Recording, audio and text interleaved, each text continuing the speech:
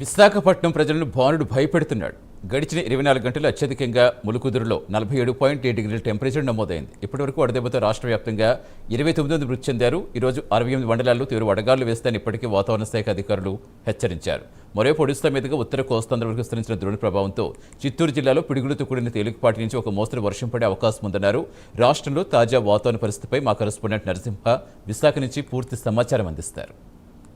రాష్ట్రంలో నిప్పులు కొలిమి కొనసాగుతుందని చెప్పవచ్చు. చూసుకుంటే గడిచిన 24 గంటల్లో కూడా గుంటూరులో ములుకుదూరులో 47.7 డిగ్రీల కనిష్ట ఉష్ణోగ్రతలు నమోదయ్యాయి. చూసుకుంటే ఒకవైపు అటు కోళ్ల పరిశ్రమ కూడా లక్షలాది కోళ్లు కూడా ఈ యొక్క ఏదైతే ఉష్ణోగ్రతలు అధికంగా నమోదైన పరిస్థితి నెలకొన్న నేపథ్యంలో కూడా ఏదైతే కోళ్ల పరిశ్రమలో కూడా లక్షల కోళ్లు మృత్యువాత పడిన సంగతి తెలిసిందే. ఈ క్రమంలో అటు రైతులు రైతాంగాలు అదే విధంగా పలువురు కూడా అవస్థలు పడుతున్న పరిస్థితి అయితే నెలకొంది. చూసుకుంటే గడిచిన 24 గంటల్లో కూడా పలు మండలాల్లో కూడా అధిక ఉష్ణోగ్రతలు నమోదైన పరిస్థితి అయితే నెలకొందని చెప్పవచ్చు.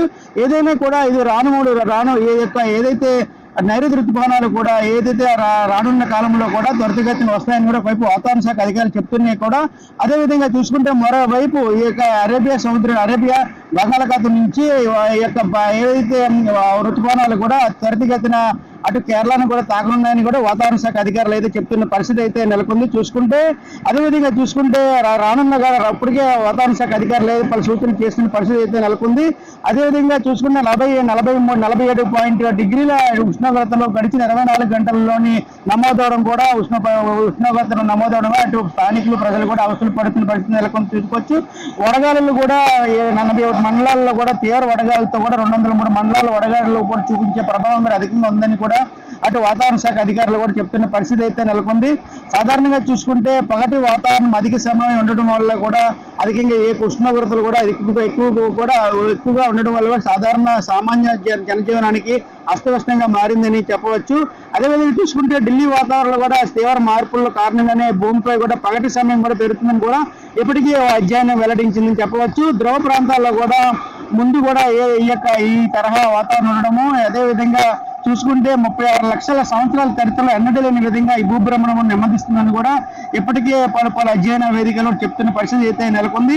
చూసుకుంటే ఇప్పటికే 30 లక్షలకు పైగా ఏదైతే కోళ్ల పరిశ్రమలోనే కూడా కోళ్లు కూడా మృత్యువాత పడినట్టు చెప్తున్న పరిస్థితి నెలకొంది. చూసుకుంటే మండుతున్న ఎండలు, విపరీతమైన పెరిగిపోయిన ఉష్ణోగ్రతలు, తీవ్రత తాళలేక లక్షల కోళ్లు మృత్యువాత పడుతున్నాయి. చూసుకుంటే సాధారణంగా 35 డిగ్రీల ఉష్ణోగ్రత వరకు కోళ్లు తట్టుకోగలవు. కానీ ఇప్పుడు ఒకేసారి ఉష్ణోగ్రతలు ఎక్కువగా పెరగడంతో కూడా చాలా వరకు కూడా 42-48 డిగ్రీల వరకు ఉష్ణోగ్రతలు నమోదవడంతో కూడా కోళ్లు కూడా చనిపోతున్న పరిస్థితి నెలకొంది. అటు రైతాంగం కూడా తీవ్ర నష్టం కూడా కలుగుతుందని పరిస్థితి చెప్పవచ్చు. చూసుకుంటే ఎండలలో కూడా ఈ తరహా వాతావరణం ఉండటంతో కూడా సాధారణ ప్రజలకి జనజీవనానికి కూడా అస్తవ్యస్తంగా మారిందని చెప్పవచ్చు. ఉదయం పూట ఈ తరహా వాతావరణము ఎక్కువ ఉష్ణోగ్రత ఉండడం కూడా చూసుకోవచ్చు. నేడు కూడా విశాఖ ఆర్కేబీ తదితర ప్రాంతాల్లో కూడా చూసుకుంటే పర్యాటక ప్రాంతాలు ఈ రోజు మబ్బుతో కూడిన వాతావరణము నెలకొనడంతో కూడా సాధారణ కంటే అధికంగా ఏదైతే పర్యాటకులు కూడా వచ్చి వారి సేద తీర్చుకునేందుకు వచ్చినట్టు మనం చూడొచ్చు. విజువల్ రూపాలు మనం చూడొచ్చు. చూసుకుంటే సాధారణంగా ఉష్ణోగ్రతలు ఒక్క రోజు ఒక విధంగా ఉండడంతో కూడా సాధారణ ప్రజలు కూడా జనజీవనానికి కూడా అస్తవ్యస్తంగా మారిందని చూడొచ్చు.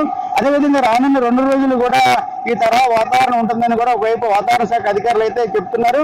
అదేవిధంగా చూసుకుంటే రానున్న 2-3 రోజులు కూడా ఉరుములు మెరుపులతో కూడిన వాతావరణం 50 నుంచి 60 కిలోమీటర్ల వేగంతో గంటకు కిలోమీటర్ల వేగంతో గాలులు వేస్తాయని కూడా అటు వాతావరణ శాఖ అధికారులు అయితే చెప్తున్నారు.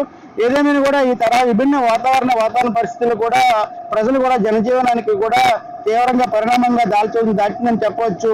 అదేవిధంగా చూసుకుంటే రానున్న 2-3 రోజులు కూడా తీవ్రమైన వడగాల్పులు, వర్షాలు, అదేవిధంగా ఉరుములు మెరుపులతో కూడిన వర్షాలు కూడా కురుస్తాయని కూడా వాతావరణ శాఖ అధికారులు అయితే చెప్తున్నారు. అదేవిధంగా ఏదైతే ఈ యొక్క వడదెబ్బకు కూడా సుమారుగా ఇప్పటి వరకు రాష్ట్రంలోనే చాలా వరకు కూడా మృతి చెందిన పరిస్థితి అయితే తెలిసిందే. అదేవిధంగా ఏదైతే ఈ తరహా వాతావరణము ఎన్నడూ లేని విధంగా ఈ తరహా వాతావరణం ఉండడంతో కూడా అటు సామాన్య మధ్యతరగతి ప్రజలు, అదేవిధంగా చిన్న మధ్య తరగతి ఉద్యోగులు కూడా జనజీవనం కూడా అస్తవ్యస్తంగా మారిందని చెప్పవచ్చు. ఏదేమైనా కూడా ఇటువంటి వాతావరణ రీత్యా స్థానికమైనటువంటి ప్రజలు కూడా ఎక్కువగా అవస్థలు పడుతున్న పరిస్థితి అయితే నెలకొందని చెప్పవచ్చు.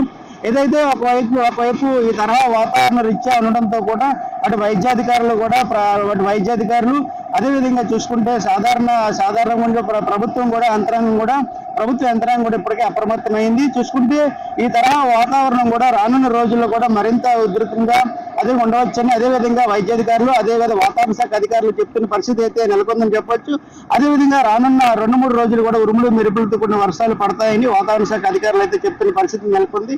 ఏదైతే నైరుతి ఋతుపవనాలు ఈ మధ్యకాలంలో కూడా అటు ఏదైతే అండమాన్ దీవుల్లోని ప్రవేశించిన వెంటనే కేరళను తాకనున్నాయని కూడా ఒకవైపు కూడా చెప్తున్నారు. అదేవిధంగా కేరళని తాకిన వెంటనే ఆంధ్ర రాష్ట్రాల్లో కూడా ఈ యొక్క ఋతుపవనాలు ప్రవహించే అవకాశం ఉందని కూడా ఒకవైపు కూడా చలన కబురు కూడా ఇప్పటికే వాతావరణ శాఖ అధికారులు అయితే చెప్తున్న పరిస్థితి అయితే నెలకొంది. ఏదేమైనా కూడా ప్రజలు ప్రభుత్వం సూచిస్తున్న సలహాలు సంప్రదింపులు సూచిస్తూ అప్రమత్తంగా ఉండాలని కూడా ఒకవైపు చెప్తున్న పరిస్థితి అయితే నెలకొందని చెప్పవచ్చు. కెమెరామెన్ సుధాకర్తో Narasimha, prime line, Visakhapatnam RK beach నుండి.